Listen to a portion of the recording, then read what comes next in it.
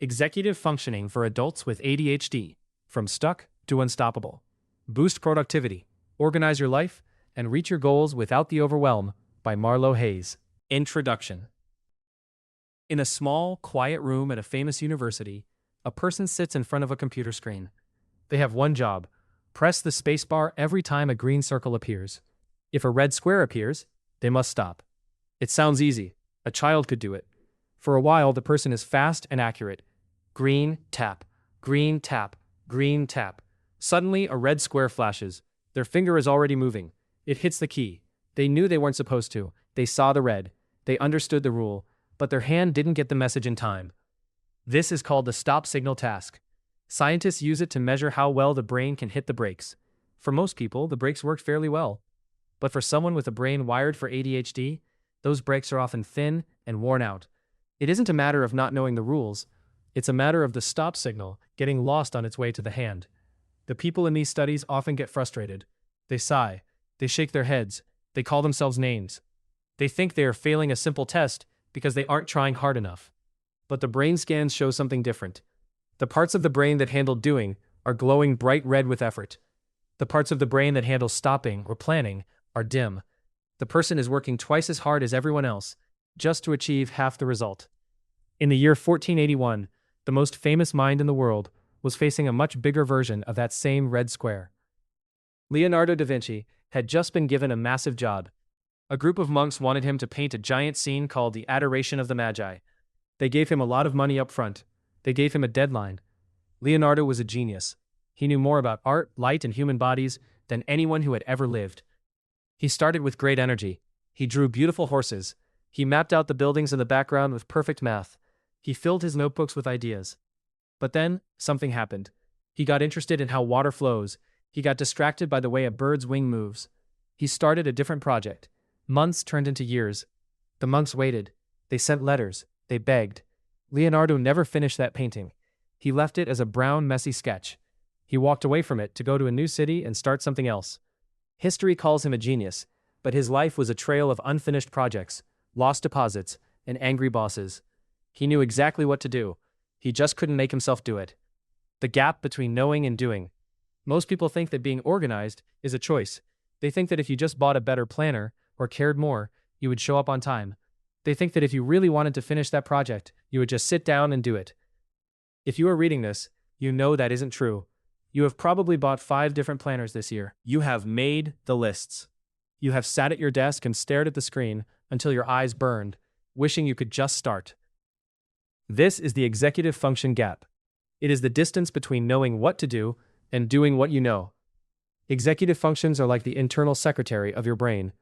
In a typical brain, this secretary handles the boring stuff. It files the papers. It remembers the appointments. It tells you to stop scrolling on your phone because you have a meeting in 10 minutes. It keeps track of where you put your keys and reminds you to buy milk. In an ADHD brain, that secretary is often on strike. Or maybe they are just very, very distracted by a cool bug they saw outside the window. When your internal secretary stops working, life starts to feel like a game of whack-a-mole. You fix one problem, but 2 more pop up. You finally finish a task, but you realize you forgot to eat lunch and you're 2 hours late for a dinner date. You live in a state of reactive firefighting. You aren't living your life, you are just trying to survive the next 10 minutes. The heavy weight of shame. The hardest part of this struggle isn't the messy house or the missed deadlines. It's the way you talk to yourself about it. You might feel like a shame spiral procrastinator. This is someone who is clearly smart and capable, but feels paralyzed by simple adult tasks like doing the laundry or answering an email. Because these things seem easy for everyone else, you assume there is something fundamentally wrong with you. You tell yourself you are lazy. You tell yourself you are a fraud. You worry that eventually everyone will find out that you are just a grown-up who can't figure out how to be an adult. This book is built on a different idea. We are going to look at your brain through a lens called neurocosmopolitanism.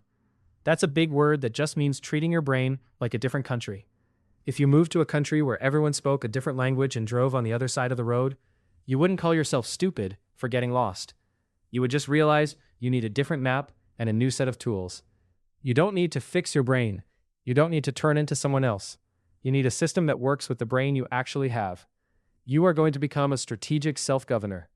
This is someone who knows their internal secretary is unreliable, and builds a digital agency to do the work instead. You are going to learn how to manage your energy instead of just your time. You are going to learn how to build caissons, structures that keep you steady even when the river of your thoughts is rushing too fast. A night in Wicker Park. Alex Mercer is sitting in a dark apartment in the Wicker Park neighborhood of Chicago. It is 2 a.m. The only light comes from 3 different laptop screens and a single desk lamp. Outside, the city is quiet, but inside Alex's head, it is very loud. Alex is 34 years old. He is a brilliant graphic designer. When he gets an idea, he can see the whole thing in his head. The colors, the fonts, the way it will make people feel. Clients love his early sketches. They think he's a genius.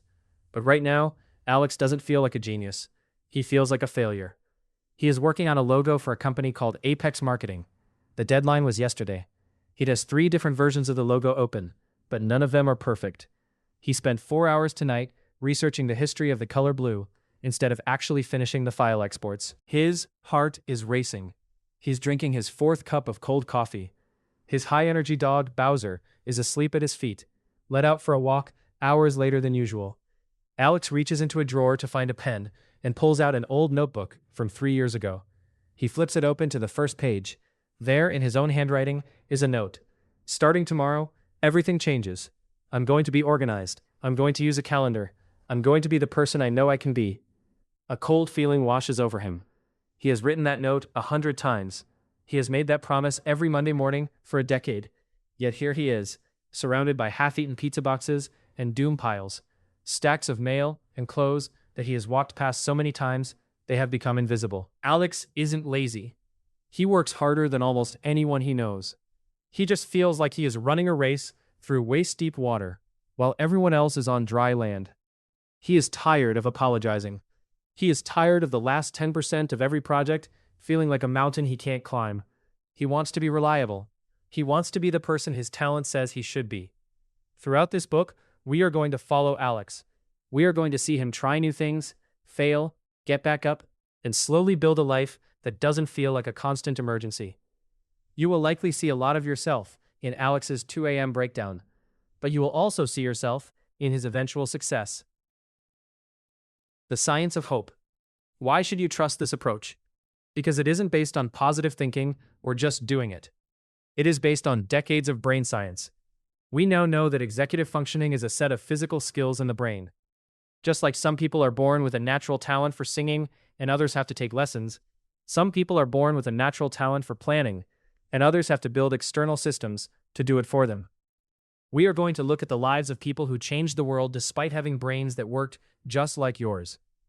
We will see how Thomas Edison designed a laboratory that forced him to stay focused.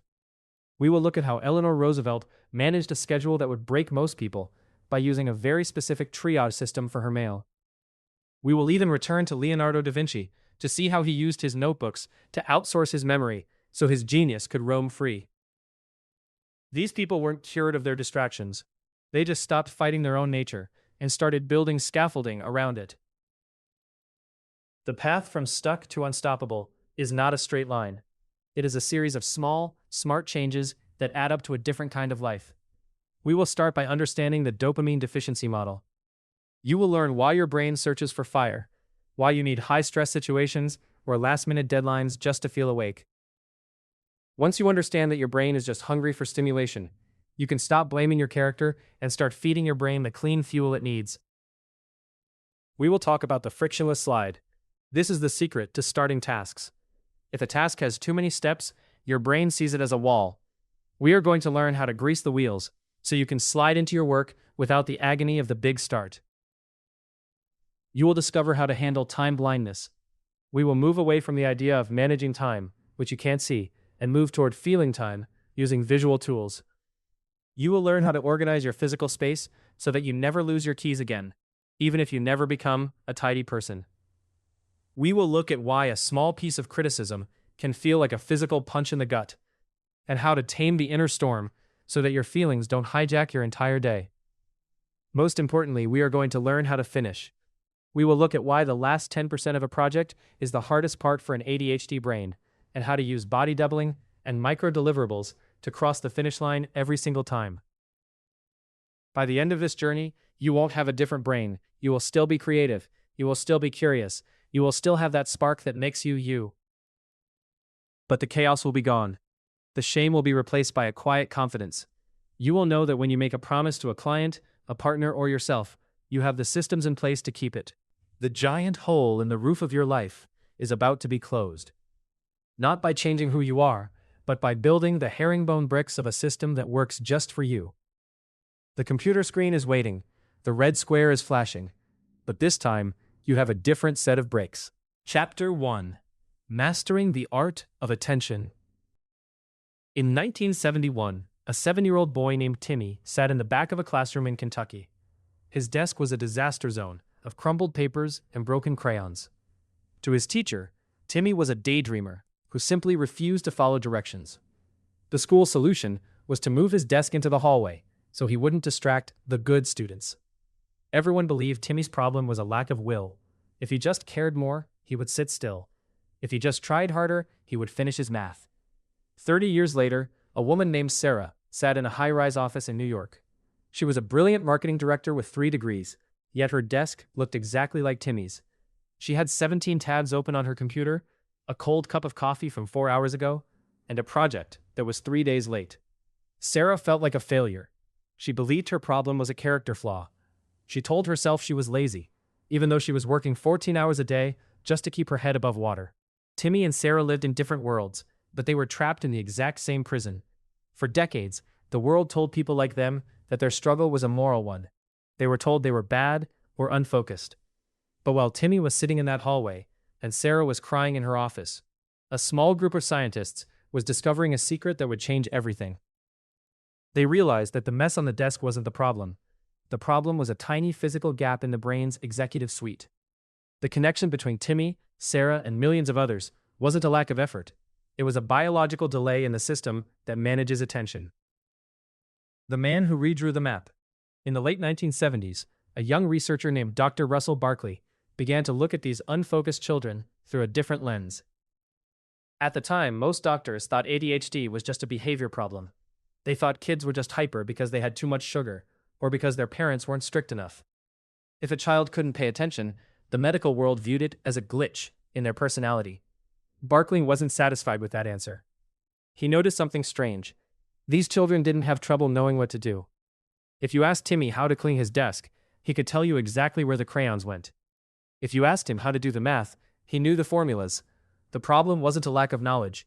The problem was that Timmy couldn't use that knowledge at the moment he needed it. Barkley began to realize that the human brain has 2 very different parts. One part learns information, like facts, dates, and rules. The other part, the executive function, is the part that actually uses that information to get things done. In most people, these 2 parts talk to each other perfectly. In people with ADHD, the phone line is down.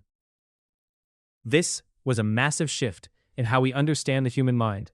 Barkley argued that ADHD wasn't an attention disorder at all. That name is actually a bit of a lie. People with ADHD have plenty of attention. They just can't point it in the right direction at the right time. Barkley redefined the struggle as a performance disorder. It is the distance between knowing what to do and doing what you know.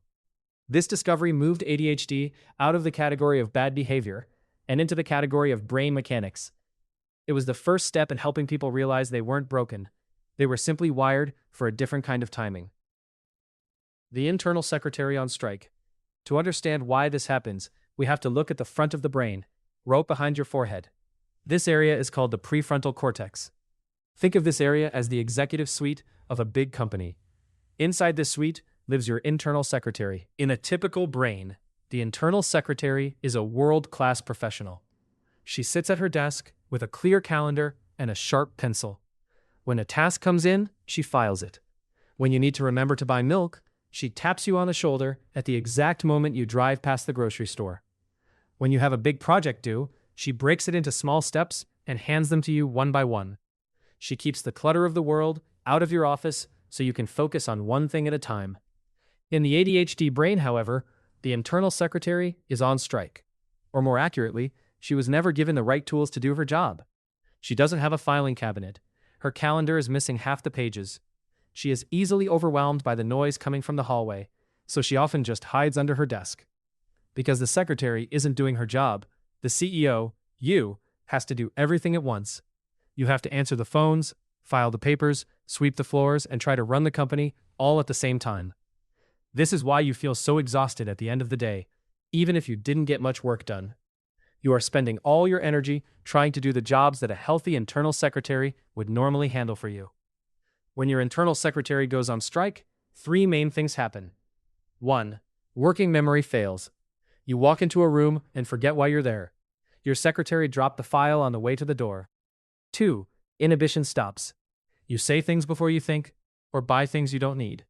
Your secretary wasn't there to tell you, wait, let's think about this. 3. Emotional flooding. You feel huge waves of frustration or sadness over small things. Your secretary isn't there to help you sort through the feelings, so they all come rushing in at once. Alex and the diagnosis of explanation. In a quiet doctor's office in the Wicker Park neighborhood of Chicago, Alex Mercer sat on the edge of a crinkly paper-covered exam table. Alex was 34 years old and lived with a high-energy dog named Bowser. By all outside measures, Alex was a success. As a freelance graphic designer, Alex was known for being brilliant and creative, but inside, Alex felt like a fraud. Just 2 nights ago, Alex had been sitting on the floor of the home studio at 2 a.m., surrounded by 3 laptops and a half-eaten pizza. There was a logo due for a client named Apex Marketing, and Alex hadn't even started the final layout. Sitting in the doctor's office, Alex explained the 2 a.m. breakdowns and the constant feeling of being behind everyone else. The doctor listened quietly and then said something that changed Alex's life. You aren't lazy, Alex. You have a timing and inhibition disorder. Your brain's executive suite is built a little differently. The doctor explained that Alex's struggle with the Apex Marketing logo wasn't because Alex didn't care about the client. It was because Alex's brain didn't see the deadline as real until it was right in front of them. The internal secretary hadn't given Alex the files until the last possible second. For the first time in 34 years, Alex felt a weight lift. It wasn't a diagnosis of excuse, it was a diagnosis of explanation. Alex realized that they had been trying to run a marathon with a broken leg and then getting mad at themselves for not being fast. The goal wasn't to try harder to run. The goal was to get a crutch. The myth of the lazy brain. One of the biggest hurdles in mastering your attention is dismantling the myths we've been told our whole lives. The most dangerous myth is that ADHD is a lack of willpower. Society loves the idea of willpower. We are told that if we just want it enough, we can achieve anything. But for the ADHD brain, willpower is like a battery that drains 10 times faster than everyone else's. By the time you've forced yourself to get out of bed, brush your teeth, and decide what to wear, your willpower battery is already at 10%. When people see an adult with ADHD struggling to start a simple task, like answering an email or putting away laundry, they often call it laziness. But laziness is a choice. A lazy person doesn't want to do the work and feels fine about not doing it. An adult with ADHD desperately wants to do the work, but feels physically paralyzed by the mountain of starting. This paralysis happens because of how the brain handles dopamine. Dopamine is the chemical that tells the brain, this is important, pay attention. In a typical brain, dopamine is released when you think about a future reward. You think, if I finish this report, my boss will be happy, and your brain gives you a little hit of dopamine to help you start. In the ADHD brain, dopamine is mostly only released for the now. You get dopamine from things that are exciting, scary, or brand new right this second. The thought of a happy boss next week doesn't trigger the chemical. This is why you can hyper-focus on a video game for 6 hours, high dopamine, but can't focus on a spreadsheet for 6 minutes, low dopamine. Your brain isn't being lazy, it's starving for the chemical it needs to move. Neurocosmopolitanism, a new way to travel. If you traveled to a foreign country where they spoke a different language and drove on the other side of the road, you wouldn't get mad at yourself for being bad at driving. You would realize that you just need to learn the local customs and get a map. This is the concept of neurocosmopolitanism. It means viewing your ADHD brain as a different country with its own unique language and rules. You are a citizen of this country. Your brain isn't wrong. It's just not the same as the standard brain country most people live in. In the country of ADHD, time is measured in now and not now. Interest is the primary currency, not importance. Space is three-dimensional. If something is in a drawer, it ceases to exist. Energy comes in bursts, like a lightning storm, rather than a steady stream. Once you stop trying to force your brain to live by standard brain rules, you can start building systems that actually work for you. You stop trying to fix your internal secretary and start hiring external assistants to do her job. Building the first support. If you have a physical disability, you use tools like glasses, ramps, or hearing aids. Executive functioning struggles require the same thing, but for your mind. We call this externalizing your brain. Because your internal secretary is on strike, you cannot trust the office inside your head. You have to move the office onto your walls, your phone, and your desk.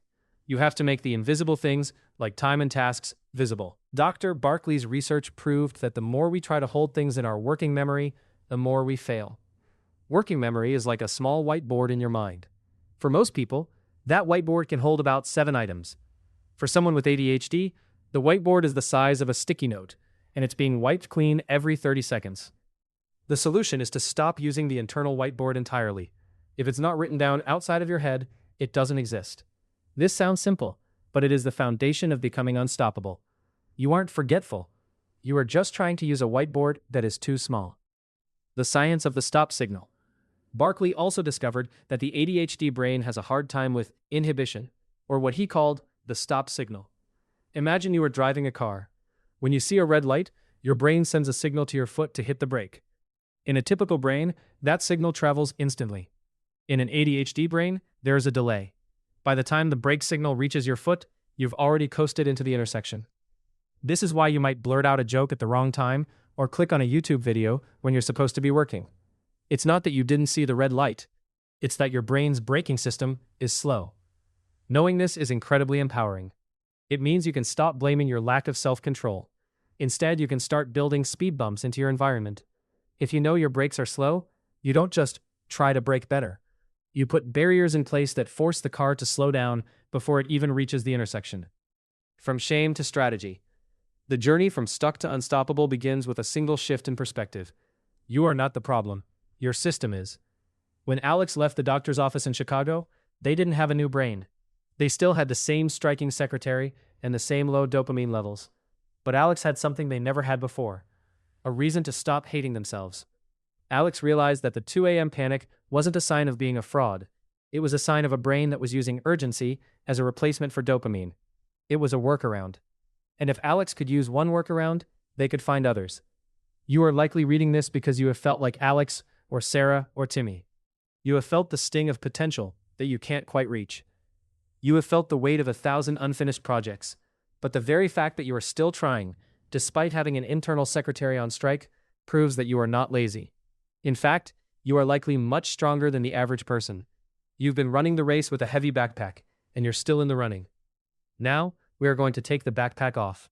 We aren't going to wait for your internal secretary to come back from her strike. We are going to build a digital agency and a physical command center to do her work for her. We are going to use the same strategies that historical geniuses like Leonardo da Vinci and Thomas Edison used to turn their distractible brains into engines of world-changing creation. The first step, the out-of-head rule. Mastering the art of attention starts with one simple rule. The brain is for having ideas, not for holding them. Today, you are going to give your internal secretary her first piece of external equipment. You are going to stop asking your brain to remember things. Every time you ask your brain to remember to do that later, you are putting a brick in your backpack. By the end of the day, you are carrying 100 bricks. And it's no wonder you can't focus. We are going to start with the brain dump. This isn't a to-do list yet. It's just a way to clear the whiteboard so your brain can breathe. Your task for today. Find a physical piece of paper or a blank digital note. Set a timer for 5 minutes. Write down every single thing that is currently circling in your head. The email you forgot to send. The weird noise the car is making. The fact that you need more light bulbs. The project you're scared to start. The birthday gift you haven't bought. Do not worry about the order. Do not worry about how you will do them. Just get them out of your skull and onto the paper. When you are finished, look at the list. Notice how your head feels just a little bit lighter. You haven't fixed your ADHD, but you have successfully externalized a piece of your executive function. You have built your first crutch. This list is the first step in moving from a person who is managed by their brain to a person who manages their environment. You are no longer just Timmy in the hallway or Sarah in the office. You are a strategic self-governor, and you are just getting started. Chapter 2. Why does the bored brain search for fire? In 1854, a young boy named Thomas sat in a quiet barn in Port Huron, Michigan. He was only 6 years old, but his mind was never quiet. While other children were happy to play with wooden blocks or sit in the sun, Thomas felt a constant itchy need to know how the world worked. That morning, He wasn't interested in the hay or the horses. He was interested in fire. He wanted to see what happened when a single spark met a pile of dry straw. He struck a match, watched the tiny orange glow, and touched it to the hay. Within seconds, the small spark turned into a wall of heat. The straw didn't just burn, it roared. Thick black smoke filled the barn, choking the air. Thomas scrambled out of the building just as the roof began to crack and groan. He stood in the yard, his heart thumping against his ribs like a trapped bird, watching his father's barn vanish into a cloud of ash. His father was beyond angry. In those days, a barn was a family's life.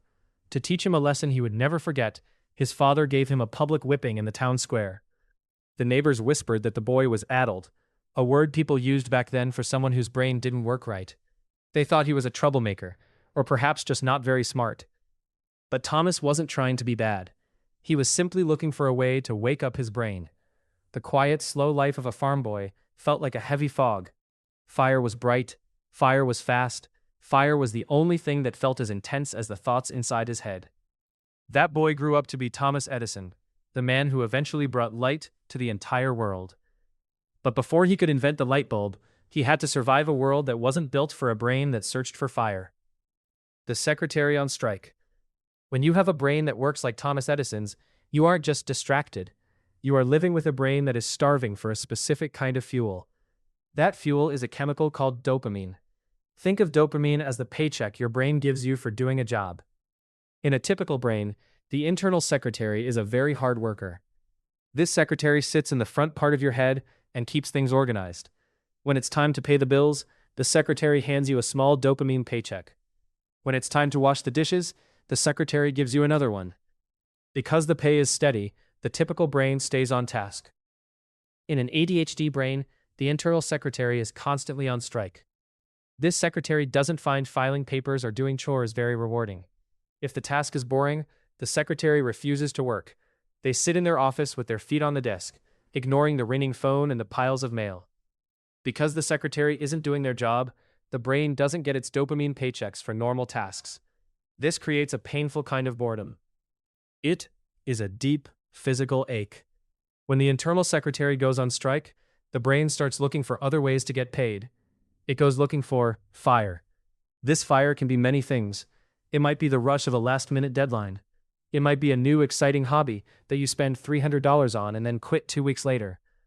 It might even be an argument with a partner, because a fight creates a burst of energy that finally makes the brain feel awake. Thomas Edison's teacher, a man named Reverend Engel, didn't understand this. He spent 3 months trying to teach Thomas in a crowded, one-room schoolhouse. Thomas couldn't sit still. He asked too many questions. He would watch a bird outside the window for 20 minutes instead of looking at his slate. Reverend Engel finally lost his patience. He told Thomas, right in front of the other students, that his brain was addled and that he would never amount to anything. Thomas ran home crying. But his mother, Nancy Edison, did something that changed the course of history. She didn't scold him for being lazy or stupid. She walked right back to that school, looked the teacher in the eye, and told him that her son had more brains in his little finger than the teacher had in his whole body. She pulled Thomas out of school that very day and decided to teach him herself. Nancy Edison understood the first great rule of the ADHD brain. If the brain is bored, it will search for fire. If you don't give it good fire, it will find bad fire. She stopped trying to force him to sit in a hard wooden chair and listen to lectures. Instead, she gave him books about science and told him he could build a laboratory in the basement. The science of the search. For a long time, people thought ADHD was just a behavior problem. They thought children like Thomas Edison just needed more discipline or a firmer hand. It wasn't until much later that scientists began to look under the hood. In the 1990s, researchers discovered something fascinating about the way our brains are built. They found a specific gene called DRD47R. Some people call this the adventure gene. It is a piece of DNA that changes how the brain handles dopamine. People with this gene don't feel the reward of small, everyday things as much as others do. To feel alive and focused, they need more stimulation. They need more fire. This gene is very common in people with ADHD. It is also very common in people whose ancestors traveled long distances to settle in new lands. If you were a person living 10,000 years ago, having a bored brain was actually a great strength. Scientists call this the hunter versus farmer theory. Imagine two people living in a small village long ago. One is a farmer. The farmer is great at doing the same thing every day.